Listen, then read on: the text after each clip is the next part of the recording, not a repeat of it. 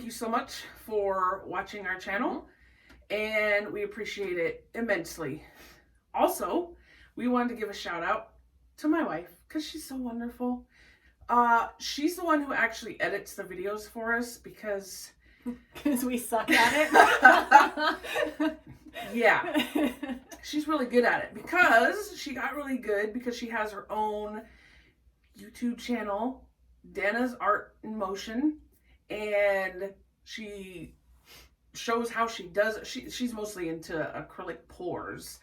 So, but she does portraits, she does scenery. She can watch a Bob Ross video a couple times and then she's like, oh look, and it looks nothing like what my picture would look like. My picture would look like, yeah, is that a blob? So she's little trees. Yeah, she's super talented.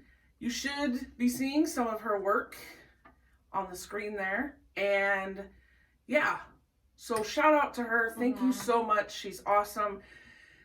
I think in a way she's kind of what inspired me to, hey, maybe we should do a YouTube thing. And so thanks, Danna. Thank you, Danna. We're so grateful for you. Yes, we are. For many reasons. I am super grateful for you. Brownie points right there. I know. So today we're going to discuss some about Liberty's brother and the background there. And really what I'm curious about is, so you said that you were invited by the superintendent to come to the prison. But what made him invite you in the sense of, oh, that person would be a good person to come to the prison and talk to the prisoners? Yeah, I mean, I think I briefly touched on it in the first video that we did. My brother was murdered in 1997. And, I was 16 years old at the time. But I had never even considered volunteering in prisons or working with prisoners. But I was working as a barista at one of the cafes here in town. And the superintendent and a couple other people at the prison got a hold of my book, The Heart of the Runaway, which touches on my brother's death. So several of them read it and invited me in to speak to their restorative justice group. As how my brother's death affected me back then and how it continues to affect pretty much every aspect of my life today, even though it's been so many years. So he invited me in, and like I said, it took me a while to decide to do it because it was a pretty scary and intimidating thing. Yeah, I imagine so. So what made you even willing to talk about your brother's death? A lot of people, if someone dies in the family or especially is murdered in the family, that's not a topic that people usually are ready to talk about with anybody that's outside of the family other than maybe close friends and stuff. Well, I had learned over the course of the years since my brother died to not talk about it. Because, there's always the question when you're getting to know someone new, a coworker, a friend, whatever, inevitably there's the question, how many siblings do you have? Right. And for me, it's awkward. So, you say, oh, I had a brother, but he died. Well, then that morbid curiosity kicks in and they always ask how. Right. And they're expecting sickness, car accident, something like that. And then I say, well, he was murdered. And everyone's like, oh, shit. Right? I mean, murder, just that tiny little word is scary. It scares people. They don't know how to react. They don't know what to say. Even though, this has been my life for more than half my life. I'm so used to my story of murder. But other people aren't. As soon as you say that word, it freaks them out and they don't know how to handle it. So I became accustomed to not mentioning my brother at all. And there were people in my life before I started volunteering at the prison. There were people in my life who didn't even know I had a brother because I just got used to not even bringing him up at all. Right. So No, that I mean, I understand if someone says, well, he was murdered. Okay, on to the next Mhm. just because you don't want to dig up that person's painful memories and things like that. So, but I think that, I mean, you seem to have adjusted as far as you're not someone that is, I don't want to talk about it. So yeah, it took a while. How old were you? I was 16. Don't make me do math. So I was 16. Okay. And you know, it's hard enough to be a 16-year-old girl, and then you throw homicide into it, and murder is something that happens on TV. Right.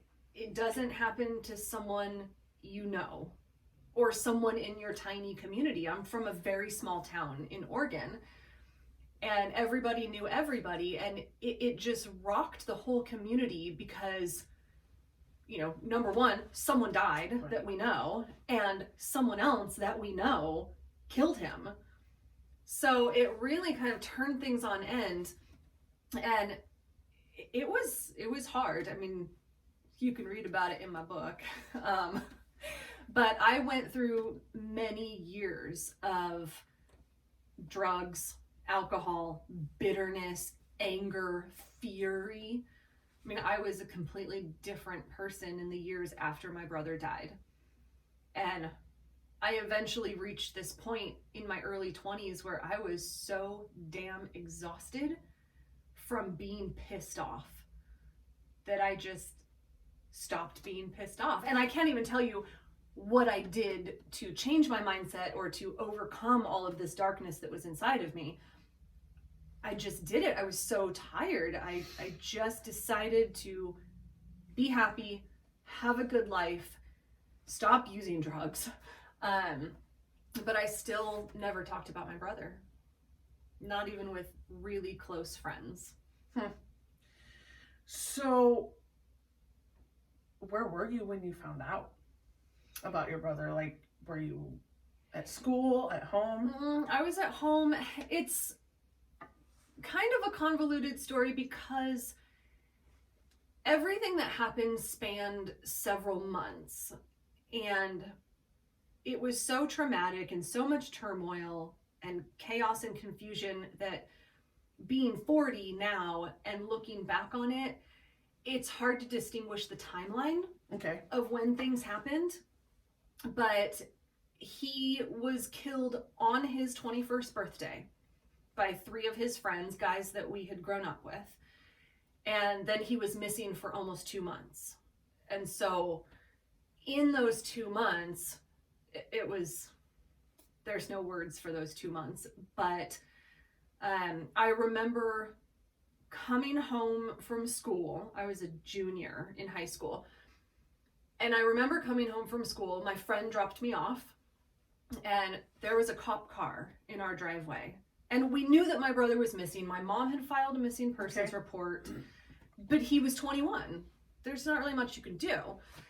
So my friend dropped me off in the driveway, and there was a cop car in the driveway. And my friend jokingly said, "What did your brother do now?" And I had not told my friends that he was missing. And so I just kind of laughed, and you know, my brother had a drug problem and not a fantastic reputation in our community. And so I just kind of joked it off, or you know, laughed it off and made some joke. And I went inside, and the cops were just leaving. My aunt was there with my mom, and I was making a peanut butter and jelly sandwich after school, had my back to my mom and my aunt. And my aunt said to my mom, "Have they identified the body that they found?" And my mom had not even told me that a body had been found. And all I remember is the knife just clattering to the floor and jelly flying everywhere. And I turned and looked at my mom, and so they had found a body, and the cops were there telling my mom that they were performing the autopsy that night. And so the whole family came over, friends came over, the coroner said that he would call no matter what time it was to let us know when the body was identified. And it was, I mean, awkward does not even begin to describe it. Like, the whole family is piled into the house, and there's all this food on the counter, but no one's eating. And it's taking forever. Like, you know, it's 8 p.m., 10 p.m., midnight, and there's still no phone call. I had to go to school the next day, but how do you go to bed, right? And I remember at one point my aunt and I cleaning the bathroom, just total silence, and both she and I are just scrubbing the bathroom, just something to do. And finally at 3 a.m. the phone rang, and it was that phone call. It was, the way the house was set up was there was a counter, like a half counter that separated the kitchen and the living room. And we were all sitting in the living room, and the phone rang. And this was, you know, back in the day before cell phones, like, we had a phone with a cord. If you guys can imagine that, you know, like on the wall with a cord. And my mom went and answered the phone, and she was so stoic. And all we could hear was her saying, "Thank you so much. Like, thank you for calling. I'm sorry you had to work late." And so all of us were kind of like, okay, it wasn't him. And she hung up the phone and just collapsed. And I couldn't see her across the counter. She just fell to the floor. And all I could hear was her sobbing and repeating over and over, "I don't know how to handle this." And, you know, I've never been a very emotional person, and at 16 I was less so. And I just sat there like, what the fuck do I do now? Like, what do you do? Right. What do you do? I don't remember the rest of that night. I don't remember how long we all stayed up, when people left. I remember my mom trying to get me to stay home from school the next morning, but I couldn't. I just had to go do something. Right. I couldn't just sit there and listen to my to my mom cry. I couldn't do it. So, did everybody at your school know by the next day? No. And so my friend, the friend that dropped me off when the cop car was in the driveway, she picked me up the next morning. I did not say a word to her, and there were 3 other girls that we would pick up on the way to school too, and I didn't say a single word to them. They didn't know he was missing, didn't know I had been up all night waiting for a phone call from the coroner. And there was this other girl that I was closer friends with. And so when we all got to the parking lot of the school and we're walking into school, and I say to these girls, "If you guys see Dana, will you let me know?" As we're walking into the commons of the school. And, you know, one of them says, "Oh, there's Dana over there." And Dana was friends with my brother. And I went up to Dana and just, I couldn't hold it in anymore. I hugged her and just started bawling. And I said, "They found his body in a garbage dump." And she and I went into the bathroom, and I mean, it's all such a blur, but I remember first period, so report cards were coming out that day. And we went into first period. It was obvious I had been crying. And my teacher for that class said, "Don't cry, your grade's not that bad." And I laughed, right? Well, the next day, you know, at that point, the next day, the whole damn town knew. Right. And the teacher pulled me aside and was just horrified that she had made that joke. Right. Like, you didn't know. Yeah. But, you know, like, you never get used to, I mean, high school's hard enough, right? But I never got used to people staring at me when I was walking between classes. I never got used to the instant silence when I walked into a room. Yeah, I imagine. I mean, and who do you talk to? Like, all of my friends, those girls that we used to ride to school together every morning, they stopped being my friends. Which I didn't do anything to try to hang on to them. Mm-hmm. I didn't open up to them. I mean, I pushed them away and they ran away, and I was totally fine with that. But, I mean, I started hanging out with my brother's friends, who were all 5 years older than me, so out of high school at that point, and just went down such a bad path. Yeah, well, maybe there are, but I don't imagine there's any books written on how to act if a family member is murdered, or how to act if a friend's family member is murdered. I mean, I imagine it's just so surreal, and yeah, just those awkward moments like the teacher, I'm so sorry. Well, you couldn't have known. Right. You know, just all of that. But, so when you found out, you said he was found in a dump, like the city dump? No, so he was killed up a logging road in the mountains, and they don't use it for logging anymore, but, you know, I was raised very backwoods Oregon. Okay. And what you do is you drive up these logging roads and you drink beer and shoot guns. Like, that was my childhood. So he was killed up this logging road, several miles up a logging road. There's a turnout, but the way the bank was, so there was like a turnout and then kind of a gully kind of thing. And so people had been driving up and backing their truck up to that bank and just pushing their garbage over the edge. And so there was just fucking trash everywhere. I mean, this whole gully was filled with trash.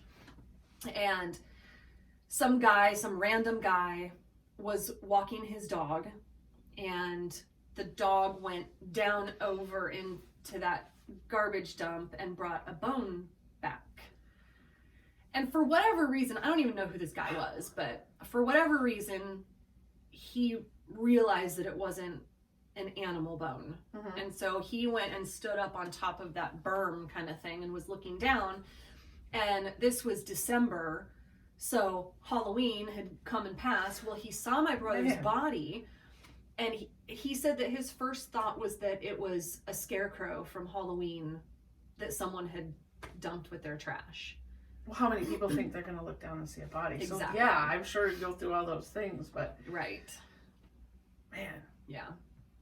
So, it's crazy, because I watch a lot of, like, Bones and CSI and stuff like that. Oh, yeah, Forensic Files. Yes. They have so many episodes where something like that happens. Yeah. And so, yeah, he probably was like, anything else going through his mind other than this really being that. Right. So were you told right away everything that had happened to your brother? No, my mom never kept it from me, but she also never sat me down and told me everything. A lot of it I found out during the trial 2 years later. Okay. Because I took a week off school and went to the trial. So that's where I got a lot of the details from. 2 years later, you'd been 18? He was sentenced on my 19th birthday. Okay. So, if you don't mind, sharing some of the details of what happened to him. Yeah, marijuana, before it was legal. The guy that killed him was growing one plant in his bedroom at his parents' house, and the plant got stolen, and for whatever reason he thought it was my brother. Turns out it was not my brother that stole it. So the guy that actually went to prison for killing him and 2 other guys took my brother up in the mountains. So there were 4 of them total. Took my brother up in the mountains for my brother's 21st birthday, and let's go drink beer and shoot guns, and ended up killing him. 2 of those 3 guys, they knew that they were going to kill him. The 3rd guy had no idea. He had absolutely no idea what was going to happen. So, what happened once they got up there? Were they drunk? Were they high? Were they any of that? They were smoking weed. They had had a few beers. My brother didn't drink, but they figure that he had had 1 or 2 beers on his 21st birthday. But they were smoking weed. That's it. But they just were hanging out up there, and there were guns. Like, all of them had guns. They were just shooting off into the distance, and at one point, there's a lot of unanswered questions about the timeline of that day. So these 3 guys had gone to my brother's house and picked him up. They drove, but we don't know what time it was. Okay. They drove up into the mountains, and at some point in the day, the coroner kind of pinpointed it as late afternoon, early evening, but couldn't give us an exact time. Not that it really matters, I guess, but at some point, the 4 of them came back to the truck. They were all in one truck, and they were standing 2 by 2 across the bed of the truck, and the guy that actually pulled the trigger was on the opposite side of the bed of the truck. And so my brother was on one side, standing right next to the guy that had no idea what was going to happen. And my brother was taking a hit of weed, and the guy that killed him apparently said, "How did your last hit of weed taste?" And my brother looked up at him. The guy next to him looked at my brother. And when my brother looked at the other guy, he shot him from across the bed of the truck. So, wow. Did he die instantly, do you know? He did not. It went straight through, and he apparently could have lived. The first one, they think, didn't cause much damage. So he was alive for about 45 minutes, and the guy that was standing next to my brother instantly got in the truck and locked the door. And I mean, imagine how we would feel if we were looking at one of our friends not knowing that he was about to get shot in the face. Like, I can't even imagine. So he got in the truck and locked the door. My brother was on the ground, and the 2 other guys, they stood around him for about 45 minutes, and they were blowing hits of weed in his face and kicking him and spitting on him and just talking shit to him. 45 minutes. And apparently my brother was trying to crawl away, and the whole time he kept repeating over and over, "Fuck you, Cam." Cameron is the guy that shot him. And then the coroner said that he stopped, during the autopsy, he stopped counting at 20 bullet holes. Wow. Yeah, with a 22. Wow. Yeah. Like all over? Just his face. All in the head. Yep. Wow. That's insane. Yeah. I mean, man. So, I think for me, the hardest part, besides having a sibling murdered, would be imagining those last minutes. Yeah. For him. So, imagining those last minutes, that's actually something that has haunted me all of these years. Yeah.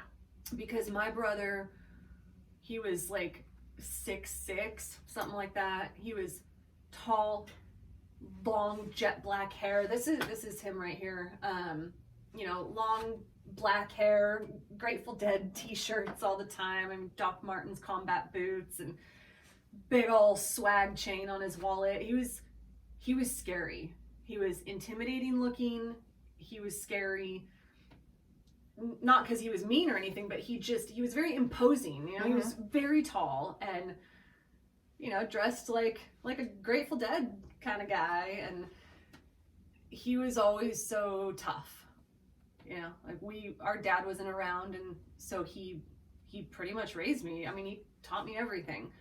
He was so tough. He was a skateboarder and, you know, just the coolest guy in the world. And imagining him so weak in his last minutes of life. I mean, he was this entity in my life. Right. And then to think of him so powerless at the end, that's been something that's really kind of fucked with my head all these years. I would imagine, and I think it would be hard because you wouldn't, at least for me, I would wonder what was going through his head. Yeah. 45 minutes of feeling helpless and like, so no, that would definitely, I can understand